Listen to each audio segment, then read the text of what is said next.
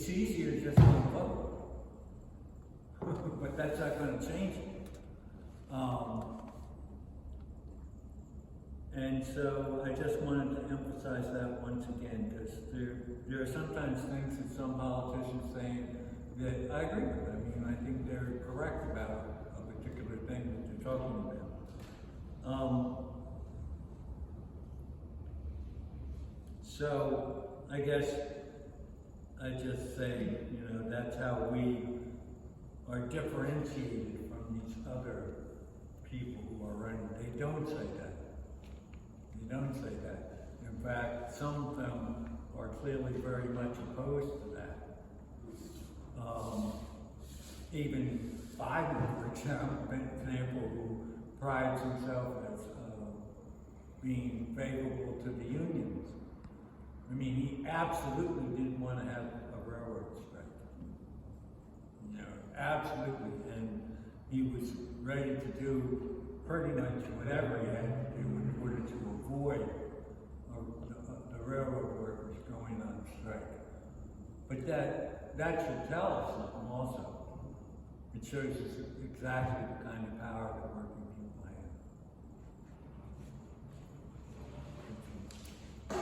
So, let me take another round of questions or comments.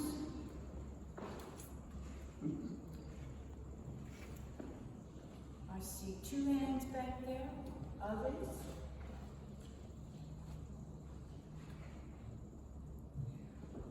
Okay.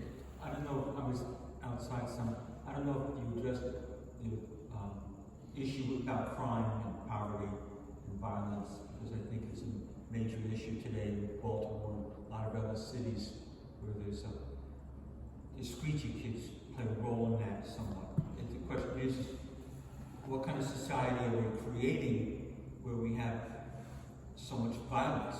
Why is it there? And I think working class party, we try to address the issues, underlying issues. And they keep on saying, oh, we're sorry, but we've got enormous murder rate in Baltimore City right now. It's on pace to have another record. So why does it keep on reoccurring? I think we need to look for the underlying issues of what's going on. So to me, poverty equals violence. And, you know, we have other thoughts. But maybe if you want to go further with that, because I think it's a predominant issue in people's minds. Some people like Ivan Bates, he wants to lock them up. Lock up young people? Mass incarceration? Is that the solution? No, we don't think so. We think it's, why don't we look at, what kind of generation are we raising? Generations that we have this ongoing problem where shootings at schools, you know, shootings in the neighborhoods on a regular basis. I think 5 people are shot and killed every week in Baltimore, on average, at least 5 a week. So what does that say about our society that they get new police commissioners, they bring in people supposedly solving the problem, but they're not capable. So Thank you. Hey, my voice is 11.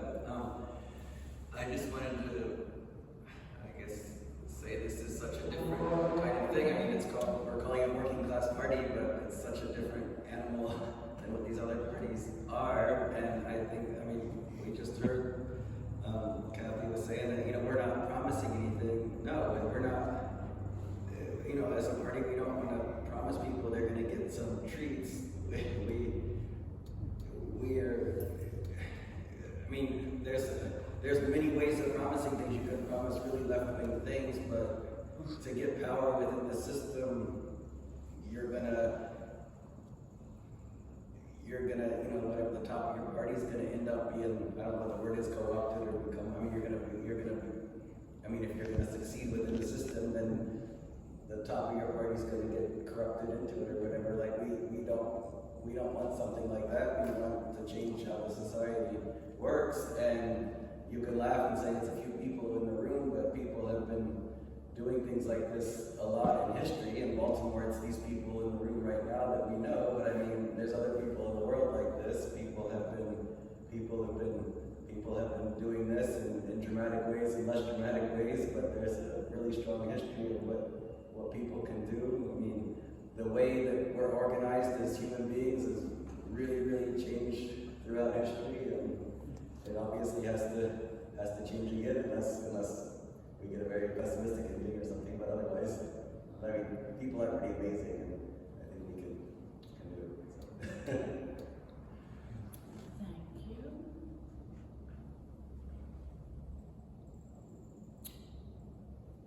The one coming in. Yeah, I guess to be a comment. You said you didn't promise anything, but I guess I was sort of waiting for you to promise that you would actively encourage organization, action, on the case, on the side of people, because like the politicians don't ever do that, and so that's what promise I would actually like to hear. Yeah, that's a different kind of promise. Yeah, we mentioned it. Yeah. Oh, okay. That's good. I guess I'll come in with something that's been on my mind since I've had a lot to do with what we've been trying to do. I'm secretary, sorry. Talk a little louder. My name's Cathy. It's something Dan alluded to. In Maryland, in the primary, I read $7 million was spent almost entirely on television and radio. It's not that they didn't spend some money sending out, let's not talk about letters and texts and whatever is the equivalent of tweeting or whatever. And of course, the little guys never have that kind of money, and it's very hard to get any coverage. And we have tried very hard, it's why I mentioned it at the beginning, to get 14,000 signatures. Human beings had to go out and ask far more than 14,000 people, will you allow us to form a new party? So that's only one tiny step. And we don't have multi-millions of dollars because we are not promising things and we're not saying there's pie in the sky. Everybody who works knows people are really in kind of a bad situation. This is not news, but it's not what any of the other campaigns talk about, and even it's not what the Greens talk about. The IWW is as unknown as we are, and the Black Panthers haven't been active since their leadership was killed in the 60s.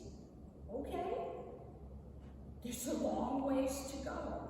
We're only saying we're taking the beginning step, and that a vote for us can be a protest.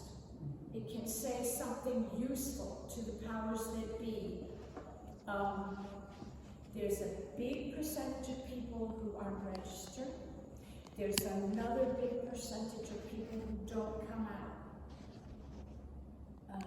It's not that we're expecting a huge result, but we can at least say the Democrats and the Republicans are bought completely with this small protest vote.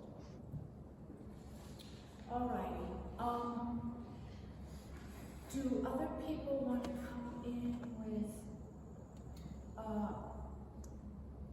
comments, questions? Al?